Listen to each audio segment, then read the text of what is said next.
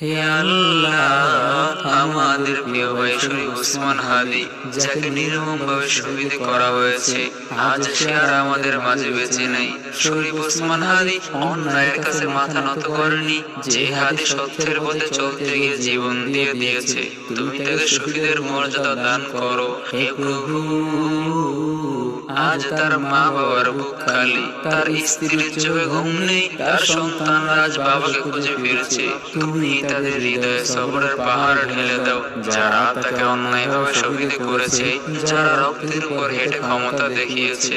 হে আল্লাহ, তুমি তাদের মুখোশ খুলে দাও, এই দুনিয়াতেই তুমি তাদের বিচার দেখিয়ে দাও। হে আল্লাহ, এই শহীদের রক্ত যেন বৃথা না যায়, এই রক্ত যেন আমাদের ঘুমন্ত বিবেককে জাগিয়ে তোলে, এই রক্ত যেন জুলুমের বিরুদ্ধে দাঁড়ানোর শক্তি হয়ে ওঠে। হে প্রভু, শরীফ ওসমান হাদির